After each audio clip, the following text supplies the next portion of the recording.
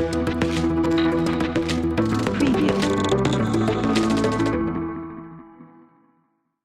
Friends, welcome to my YouTube channel. This is Upasana. So ये मैं surgery की day 7 है, जो कि मैं एक स्पेशल कैबिन में शिफ्ट हो गई थी।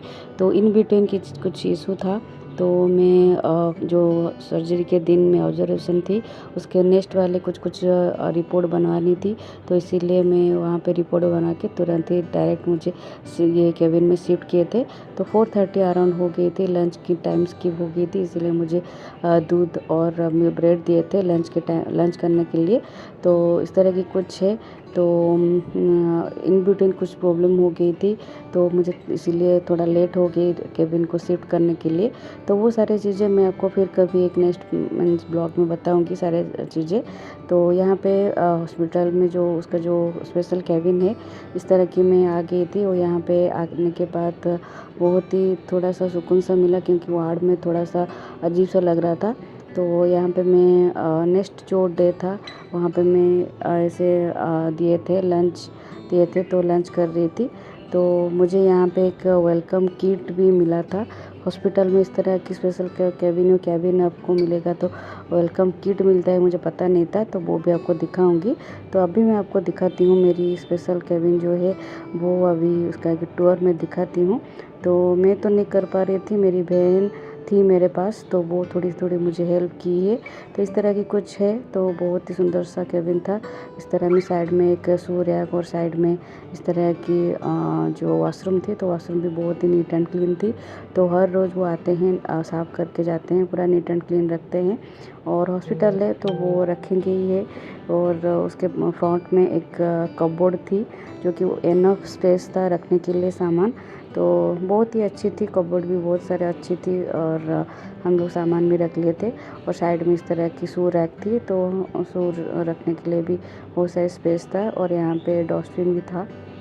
इस तरह की कुछ बेड है जो अटेंडेंट रहते हैं पेशेंट के पास। तो बेड भी बहुत ही सुंदर सा था, कंफर्टेबल था। और एक सोफ़ा भी थी, और एक छोटी सी फ्रीज़ भी थी, जो कि मेडिसिन वगैरह या फिर जूस वगैरह कुछ आप रख सकते हैं। एक टीवी भी है। तो बहुत ही सुंदर सा था। तो और उसका जो ये जो बेड था, तो बहुत ही कंफर्टेबल था। तो वो जो मैं वार्ड में थी, तो वो बेड जो था सिमिलर बेड था, लेकिन उसको मैनुअली ऐसे आप अप डाउन करेंगे। लेकिन यहाँ पे आपको साइड में ही आपको कंट्रोल है, तो आप खुद से आप कर सकते हैं, किसी को बुलाने की ज़रूरत नहीं है। तो इस तरह की कुछ सामान हम लोग यहाँ पे फ्रीज़ में रखे थे, मेडिसिन वगैरह था और जूस वगैरह था। तो एक आइस पैक भी थी, जो कि मुझे ज़रूरत थी। तो इस तरह की कुछ है, तो बहुत ही कंफर्टेबल था। यहाँ पे जो भी मेरी फैमिली मेम्बर आ रहे थे, आराम से बैठ के थोड़ा सा बातचीत हम कर सकते थे। और वार्ड में इतना टाइम तक वो अलाउ नहीं करते थे। अगर एक साथ 4-5 लोग आ गए थे, वो भी अलाउ नहीं करते थे। तो यहाँ पे थोड़ा सा आप आराम से बातचीत कर सकते हैं। तो ये मैं अभी दिखा रही हूँ एक वेलकम किट, जो कि पेशेंट के लिए एक चाहिए होता है, एक जो प्राइमरी नीड होती है। तो वो सारा कुछ दे रखे थे, जो कि बहुत ही अच्छी लगी मुझे। मैं थोड़ी सी सरप्राइज़ हो गई थी। तो ये भी हॉस्पिटल में इस तरह की मिलती है करके। तो ये तो मेरी फर्स्ट हॉस्पिटल मीन्स लाइफ थी। तो पहले से कभी मीन्स मैं एक्सपीरियंस नहीं की थी। तो ये पैकेट में एक कॉम था और एक पाउडर था।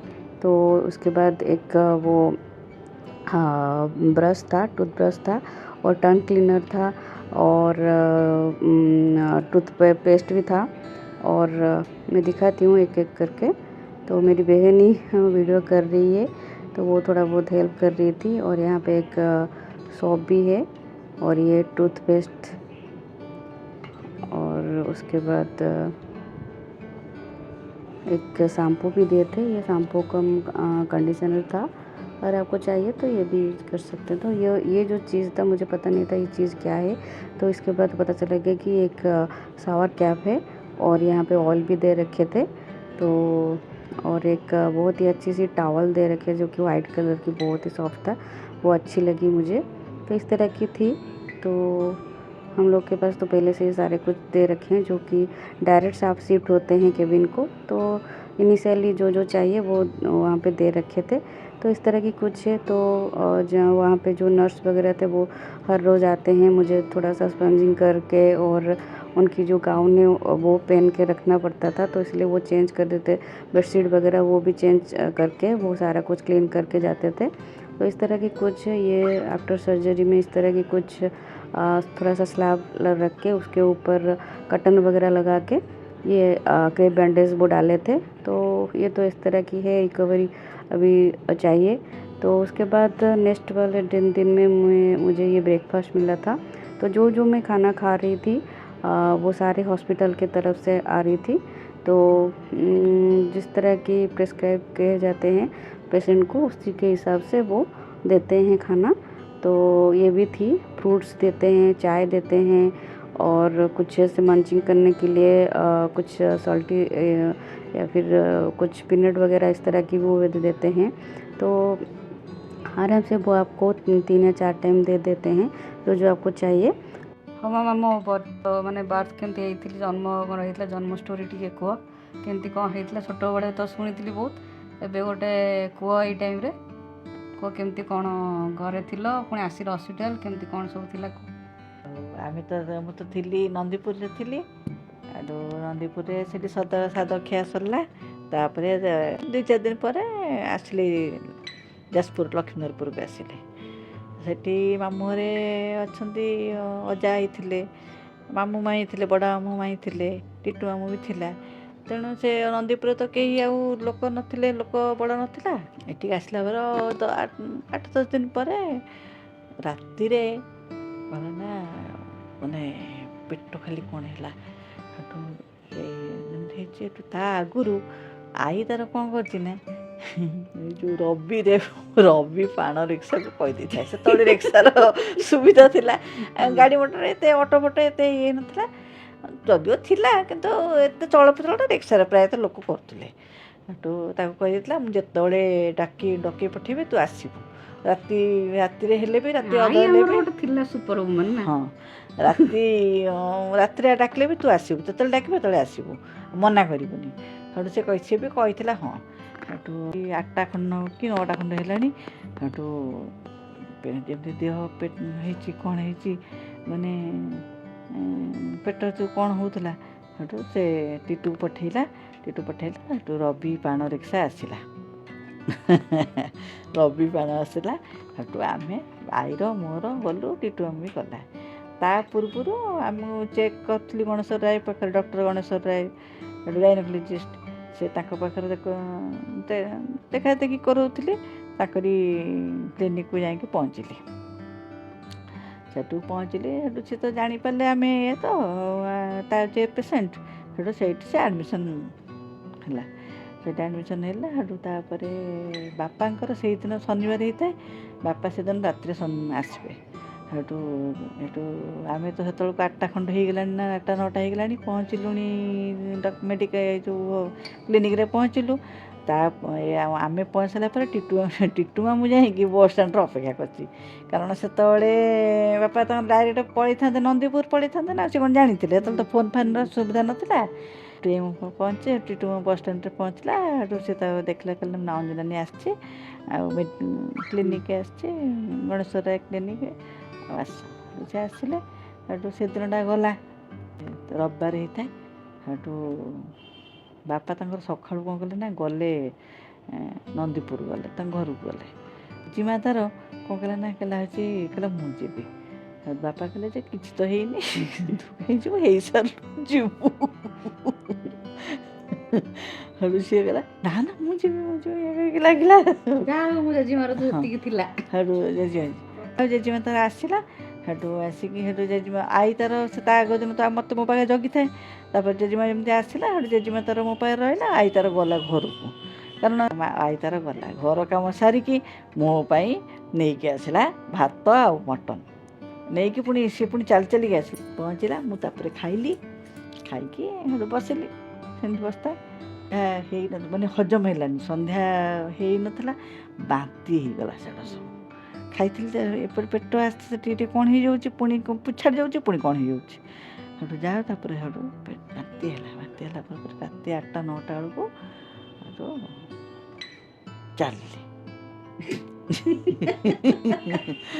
ଗଣେଶ ରାୟ ଡକ୍ଟର ଯିଏ ଦେଖୁଥାନ୍ତି ତାଙ୍କ ଯେଉଁ ଥିଲେ ଯେଉଁ ତାଙ୍କ କ'ଣ ଫାର୍ମାସିଷ୍ଟ ନା କ'ଣ ସିଏ ସେଇଟା ଚେକଅପ୍ କରିଥାଏ ଇଏ କରିଥାଏ ସେଠୁ ସେଠି ଯାଇକି ସେ ସେ ଆସିଷ୍ଟାଣ୍ଟ ସେ ସେଇଟା ଦେଖନ୍ତି ଇଏ କରନ୍ତି ସେଠୁ ସିଏ ଯାଇକି ଡକ୍ଟର ଥିଲେ ସେଠୁ ତାପରେ ସନ୍ଧ୍ୟାବେଳକୁ ପୁଣି ଆସିଲେ ବଡ଼ ମୋ ମାଇଁ ଆସିଥିଲେ ସେଠୁ 9ଟା ଖଣ୍ଡ ବେଳକୁ ବାହାରି ପଡ଼ିଲେ। तो यहाँ पे मेरी मम्मी मेरी बर्थ स्टोरी बता रही थी, तो उस टाइम मेरी माइक का जो वॉइस वो चला गया था, तो इसीलिए वॉइस ओवर करना पड़ा। तो होप आप सभी को अच्छी लग रही होगी। जो लोग नॉन उड़िया हुए थोड़ा सा दिक्कत होगी उनको समझने में, तो स्टिल मैं थोड़ी सी शेयर कर ली। तो इस तरह की कुछ है। तो उसके बाद यहाँ पे डिनर भी आ गई थी, तो डिनर भी ऐसा कुछ था। तो इस तरह की कुछ है हॉस्पिटल का खाना। तो उस टाइम थोड़ा सा मीन्स जब भी की तबीयत थोड़ा सा डाउन था, तो उस टाइम थोड़ा सा अच्छी लग रही थी। उसके बाद थोड़ा सा रिकवरी जब हो रही थी, उसके बाद इतना कुछ अच्छा नहीं लग रहा था, क्योंकि फीकी फीकी सी सारे सब्जी वगैरह था। तो स्टिल थोड़ा सा एडजस्टमेंट करना पड़ता था, तो इसीलिए मैं खाना खा रही थी। तो मुझे रिकवरी स्पीड रिकवरी चाहिए, इसीलिए मैं खाना खा रही थी। तो ये देखिए, ये एक डे था जो कि डे 9 था। तो यहाँ पे मैं थोड़ी सी वॉकर के साथ चलने के लिए कोशिश कर रही थी। तो इसकी जो प्रीवियस डे में जो कि फिजियोथेरेपी डॉक्टर आए थे, थोड़ा सा मुझे बता दिए थे कैसे क्या अंकल तो मूवमेंट नहीं हो पाएगा, लेकिन थोड़ा वो तो फिजियोथेरेपी का जो स्टेप होता है तो वो दिखाए थे, और वॉकर से कैसे चलना होगा वो भी दिखाए थे।